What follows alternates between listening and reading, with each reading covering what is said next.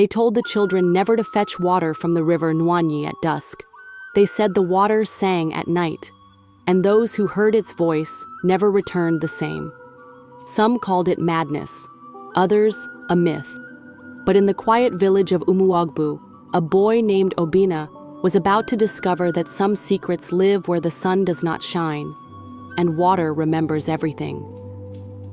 In the heart of Umuagbu, nestled between lush hills and ancient Iroko trees, the villagers lived by the rhythm of tradition. Morning drums, evening fires, and the ever-whispering river Nwanyi that curled around their lands like a sleeping serpent. The river gave them life, yet demanded respect, unspoken but deeply understood. Obina, son of Adaku the weaver, was different. Sharp-eyed and full of questions, he often stared at the river longer than others dared. "Why can't we fetch water after the sun sleeps?" he would ask. But the elders would only shake their heads. "Because the river becomes a woman then," they'd whisper, "a woman who mourns." One evening, after a heated quarrel with his uncle who mocked his curiosity, Obina marched toward the river, his clay pot swinging by his side. The sun was bleeding behind the hills, casting orange streaks across the water. As he knelt to dip his pot, a sudden breeze rippled the surface, and the water began to hum.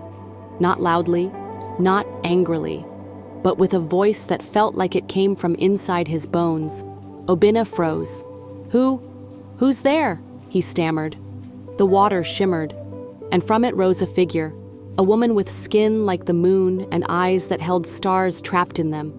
Her hair flowed like water, and her presence made the trees behind Obina bow their branches. "You came," she said, her voice both soothing and sorrowful. "Few are bold enough, fewer still are worthy." Who are you?" he asked, unable to run. "I am Neni," she said, "once queen of these lands, betrayed, forgotten, drowned, but in these waters I remain, and the time has come to remember." Suddenly the world darkened, the wind stilled, and the river pulled him in, not to drown but to show him. Visions danced before his eyes, a mighty kingdom, warriors riding on elephants, chants of power, the crown of Nene glistening in sunlight. Then betrayal. Her own brother, jealous of her reign, cast her into the river with chains of iron and curses from a crooked priest. Obina screamed.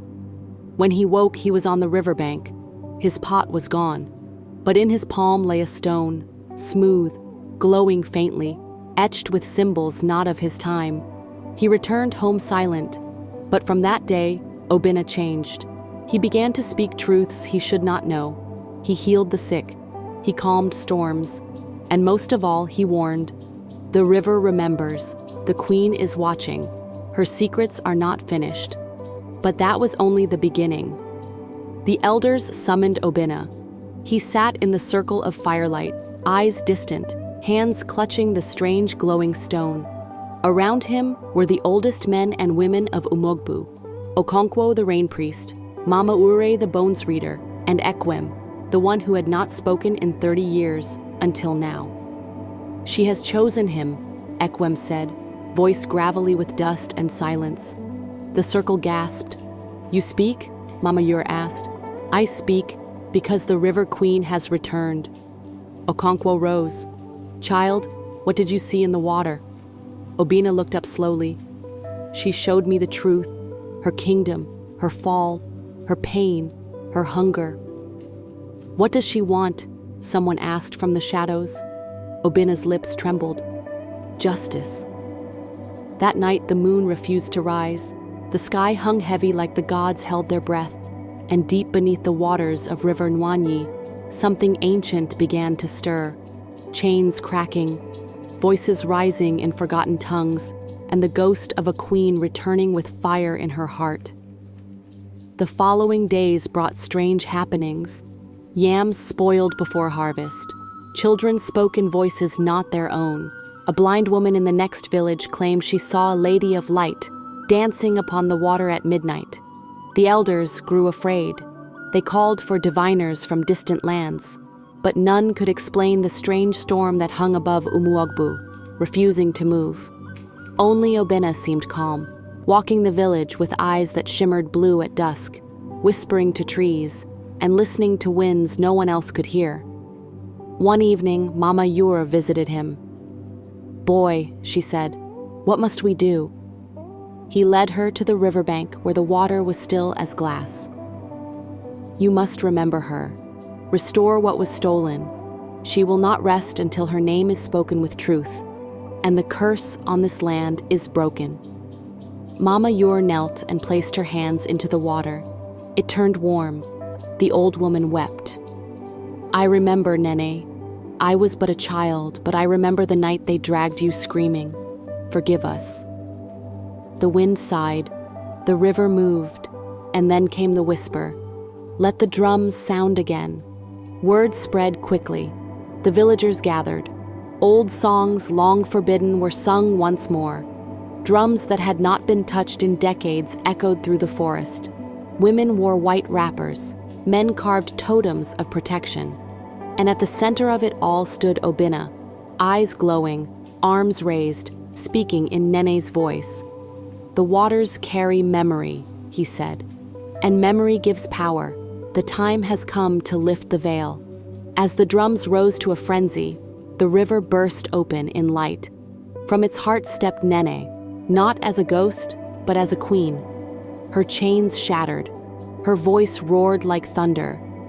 "Those who betrayed me are long gone," she declared.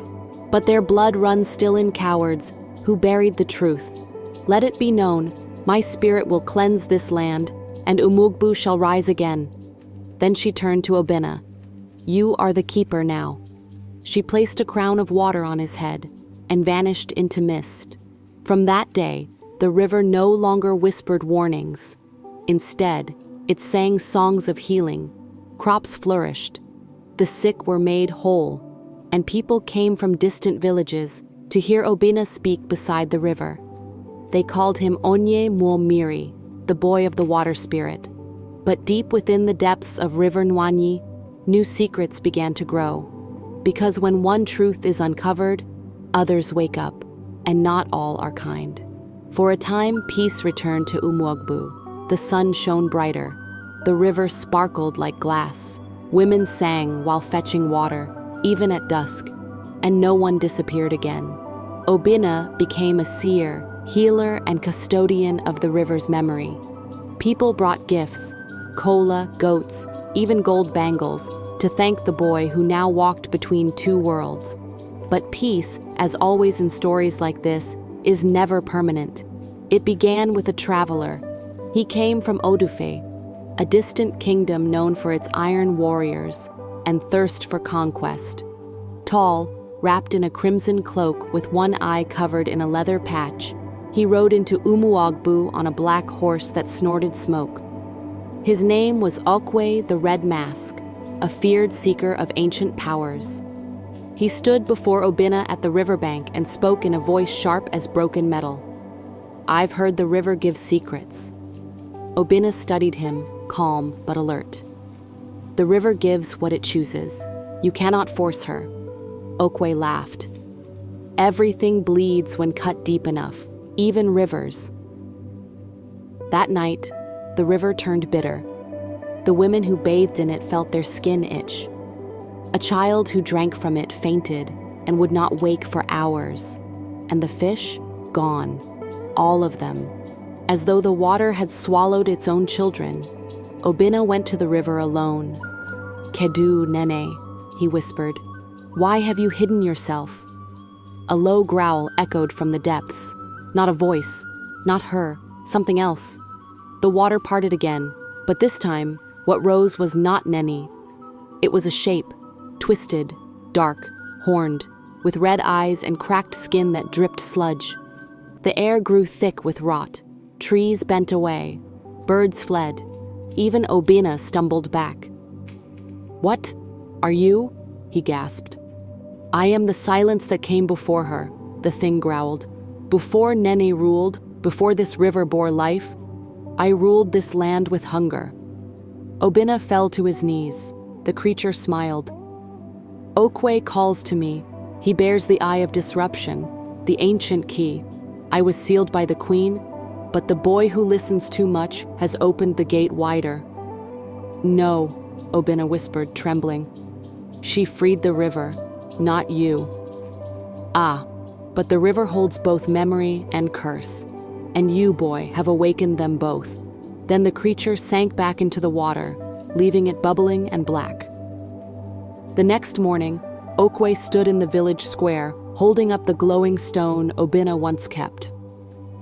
This, he shouted, this is the truth you all fear, a child's toy, a trick of light? He smashed it against the shrine stone. The earth shook, the sky darkened, and across the village people began to scream, not from pain, but from the voices that invaded their minds, screams of women drowning, of kingdoms burning, of old gods whispering in forgotten dialects. Obina collapsed, his ears bleeding, his eyes rolled back. But then, the river roared. A wave surged into the village, not water but memory. It swallowed Okwe whole, lifting him high, and from within the wave, a voice returned. You have touched what is sacred. You will become part of it. The wave twisted, curled, and dragged Okwe into the river's depths. Gone. Then silence. Only the wind remained. Obina awoke hours later, surrounded by villagers. He was weak, but alive. In his hand was a new stone, darker than the first, and pulsing with two lights, one gold, one crimson. He looked at the sky, then the river. Nenene has not left, he said, but neither has what sleeps beneath. The elders nodded in fear and understanding. Umuagbu was safe, for now, but beneath the calm surface, a war of memory and shadow had begun.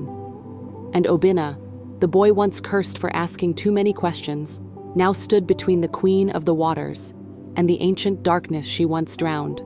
The land remembered. Even the trees, once silent watchers, began to whisper again. They spoke in the rustling of leaves and the creaking of branches. Prepare, they said. The river has enemies older than time. Obina had grown thin, not with hunger, but with the weight of visions. Every night he dreamt of flooded cities, of snakes speaking prophecies, of blood pouring from the mouths of forgotten statues.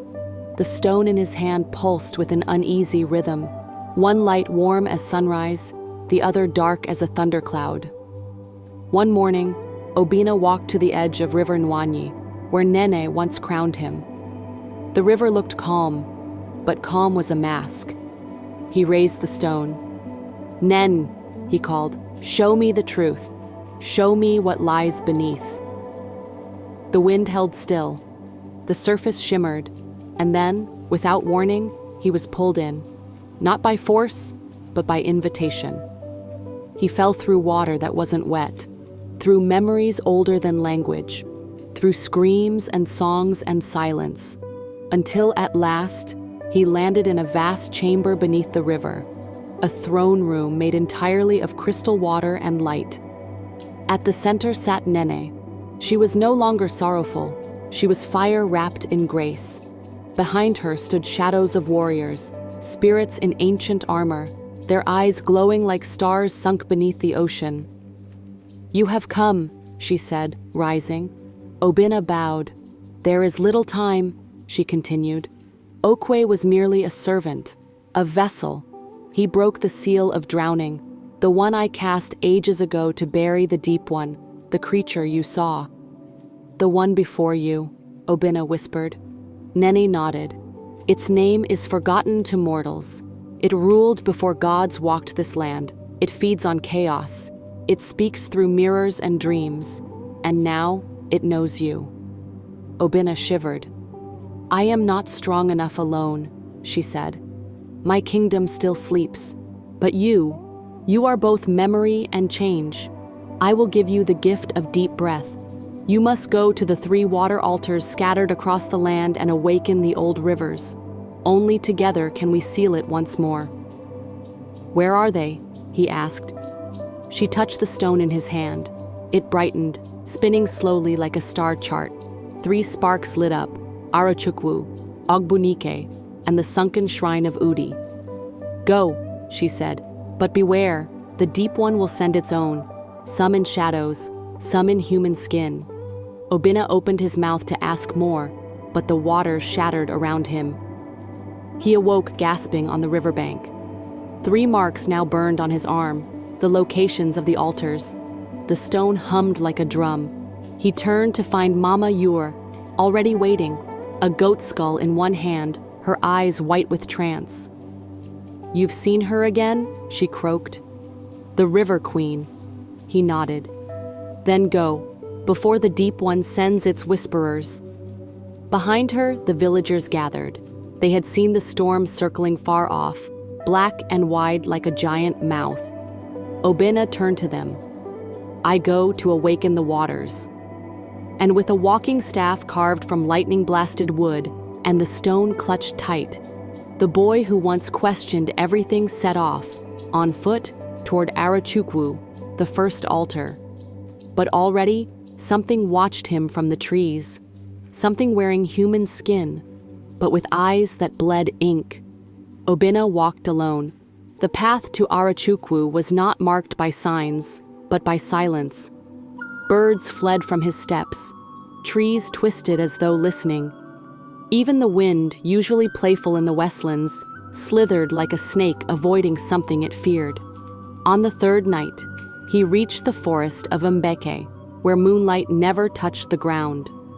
The stone in his hand glowed weakly, its golden pulse slowing, its dark twin growing bold. Suddenly, a voice drifted through the trees. "Obinna, Obinna." He stopped. It was his mother's voice, Adaku, but she had died 3 years ago. "Obinna, come here. You've walked far. Come rest in your mother's arms." He turned toward the sound and saw her. She stood beneath an ancient Iroko tree, arms wide, face warm and loving, but her feet floated an inch above the ground, and her eyes were empty. Obinna raised the stone. "You are not my mother." She smiled, and the mouth split too wide, stretching from cheek to cheek. "No," she hissed. "I am your end." Her form twisted, bones cracking backward, arms lengthening, a second face blooming beneath her chin. A whisperer, one of the Deep One's servants, wearing the voice of his grief. Obinna slammed the stone to the earth. The ground shook. Water burst upward in a sudden geyser of memory. From it rose a hand of light, the Queen's hand, grabbing the creature by the throat. "You shall not take what is mine," Nena's voice thundered. The creature screeched and dissolved into ash. Obinna fell to his knees. He whispered thanks to the river, and then, with trembling hands, kept walking. By sunrise, he reached Arachukwu, an ancient place of red sands and forgotten kings. The people watched him with wary eyes. They had heard of the boy who carried the river in his hand. Some believed, others feared. At the edge of the village stood a giant cave, Ibini Ukpabi, the mouth of judgment. Deep within it lay the first water altar, sealed for generations. The priestess of Arachukwu, a tall woman with a serpent tattoo coiled around her neck, greeted him. "You are the one," she said. The queen sent word through the wind. She led him inside, down tunnels lit by torches soaked in palm oil, past shrines to gods whose names were now whispers, until at last they reached a stone pool filled with still glowing water. "This is the first altar," she said, "but it will not open for light alone. It demands truth." Obinna stepped forward. The stone in his hand began to hum. He placed it into the pool. At once the water hissed, rising like steam. Visions exploded around him. A child drowning in River Nwanyi long ago, caught in the same curse Nene once carried. A boy stealing from his father's farm. A girl lying to her dying brother. Obinna's own secrets surfaced too. His shame, his anger, his fear of becoming more than he understood. He fell to the ground, weeping. "I am not ready," he whispered. But a voice, gentle and fierce, answered, That is why you must go on." The pool calmed, and in its center rose a blue crystal, glowing with power.